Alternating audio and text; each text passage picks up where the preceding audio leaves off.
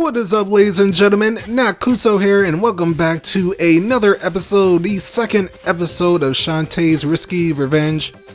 Previously, we found out a lot of stuff about Scuttletown, some of the citizens, some of the reoccurring characters from the first game, or little of what I know. But we're coming up to the Tangle forest. We're currently in the lilac fields. We're talking to this warp squid, and this warp squid will teleport us around, but we need to find the others in order to teleport. We have a cave there, which we won't really be going back to until the end of the game, so just ignore that for now. You'll need a special power-up for that specific cave as we go towards the right side.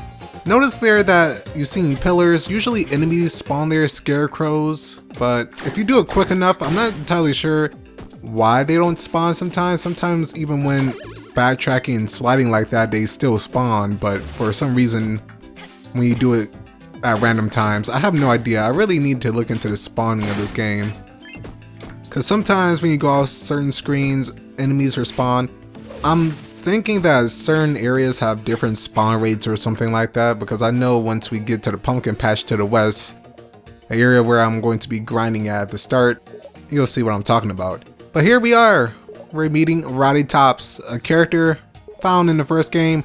She is on her wagon tour. This is a character that's somewhat deceitful, and at the same time she's Shantae's friend. Apparently her brothers aren't here right now. They're somewhere else. But we have to try something. Puppy? Really? Come on now, Roddy, that's just dirty. But that puppy is going to be important in order to get towards the first dungeon. In the first dungeon, this is another area where you can talk to the first character before getting the quest to talk to the other character. We'll be returning the dog in a little bit after we have a little more talking with Roddy here to see if she can find anything else about the seal, and she's literally going to check her web too. And yeah, that's kind of weird, but it's a chit-chat spider. And zombies use them to communicate across long distances via web vibration. That's pretty impressive, I have to say. Sure, why not? She'll send a message out to the other zombies. Hopefully, we'll find some information about the seals. Unfortunately, we're not going to find too much about it. But can we find anything about Risky Boots and maybe where she's headed? She was spotted in Scuttletown today while we were there. Exactly, Shantae, we were there. So maybe something else? After that, she traveled up the coast, shaking down locals. She's looking for the 3 barons of Sequinland. The 3 barons of Sequinland? What is that exactly? Who are they? Well, these barons are going to be important in order to get the artifacts back. They're bandits who take artifacts, they pose as collectors, and they're out for the older stuff. So yeah, artifact collectors, exactly. Risky thinks one of them has a magical seal. The Squid Baron, the Ammo Baron, and the Hypno Baron.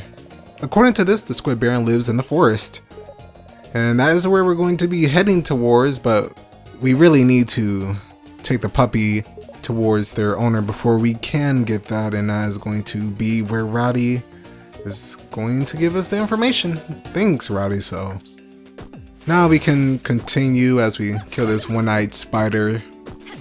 We're going to want to go to the last plane and go towards the east. Now there's 3 planes, or should I say really 4 planes. Towards the west, there's going to be collectibles. Towards the east, there's going to be collectibles. And at the start here, you might be a little confused because there's like a lot of ways you can go. This is a pretty open-ended game, but once you get the knowledge, as you can see that golem over there, that rock golem, you'll find it easier to navigate. And as I go through this, even though I'm doing this as a practice speedrun for a future video, I am still wanting to continue this and play this as a walkthrough in case you want to know, especially in magic mode where it's a little bit difficult, a little bit. You just have to not take as many hits, otherwise you'll die really quickly. And this is the door. This is going to be the entrance to the Squid Baron. But before we can even get in there, we want a lunch, a tasty meal. And until we have that, we get lost, as he put it. I see how it is. He doesn't like us. Now at this last plane, this is where we're going to return the pet. Luckily for this area, there's no other sections that we can go into, so this is pretty straightforward. Kill some of these scarecrows if you want to. Make sure to collect the gems. We'll be needing a lot of them. A lot as we get towards the end of the game. Now I'll show some grinding spots off, of course. I know a couple grinding spots that's pretty good in this game. One in particular, which is probably the most obvious.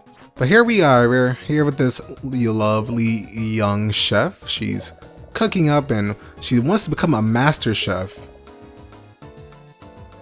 With her pup, Wobblebell. Huh, doesn't that seem familiar? Didn't we pick up a puppy? And she misses her pup so much, wow. I'm wondering, should we really give it back to her? Well, the answer to that is probably not. For one reason. If you select no, you'll get a whole sequence here and an achievement. For at least Steam anyway. I think iOS devices too. She'll go on a rant and some drama of her pet and how she could be inspired, but now, since she's doesn't have the pet anymore and she lost her puppy, the one great thing, she can't take it anymore. She rarely even fed him. How horrible is that? And when he wanted attention, she just pushed him aside. She focused on her culinary arts. And now he's gone. His fate is sealed. This is getting sad, everyone. But eventually, she'll marry a man.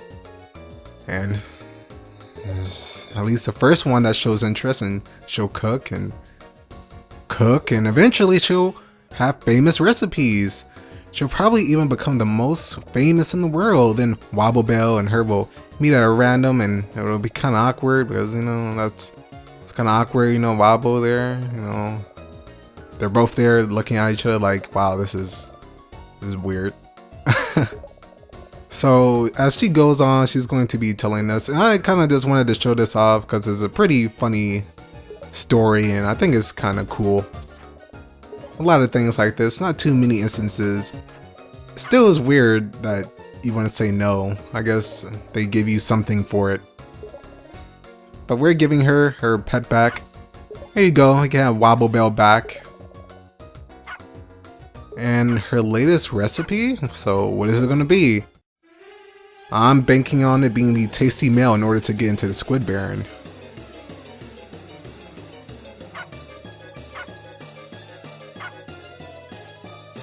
Voila! There we go. That's how we cook up a tasty meal, only using natural ingredients. Very good. So now that Wobblebell is back home safely, her dream of becoming a famous chef can finally come true. Right, Wobblebell? Well, unfortunately, Wobblebell, you're going to have to go. I'm sorry everyone, but if you kill Wobblebell, you'll get a lot of gems and also an achievement for killing him. So, sorry Wobblebell, but you're not going to become famous. And we kind of just ruined the world. I guess we're going to starve in the future. If you go back in that room, in her house, the Wobblebell won't be there anymore, so you officially killed him. Should I say I officially killed him, but it was worth it. Getting that money will be really helpful, especially going through this as a pseudo-speedrun, a practice speedrun. Now we can get in here and whatever is inside wants this tasty meal. So hurry up and bring it inside. Alright. This is going to be our first dungeon already. It's pretty quick. And that is a squid, so I'm assuming Squid Baron? It's about time you got here. I don't know, if someone ordered something and it took like hours, I don't know if I would really want it because it would be really cold. So I would like say no, bring it back, take it back, bring me something new. Eh.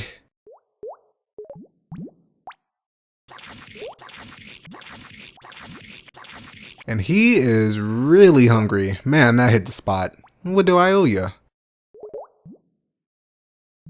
Alright, so you owe us... Oh wait, yeah. We're looking for a magical seal, that's right, that's right. Do you have the seal? Can we have it back? That'll be lovely. See, it's like the squid is so cute.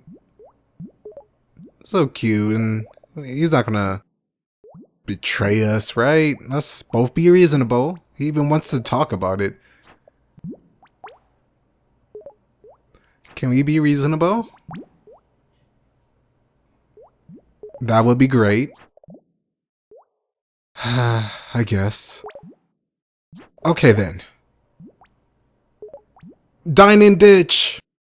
And yeah, well, that's how that ends. That guy is so dead. So ladies and gentlemen, on the next episode, we're going to go into the Squid Baron. Until next time, take care and stay classy. Later, folks.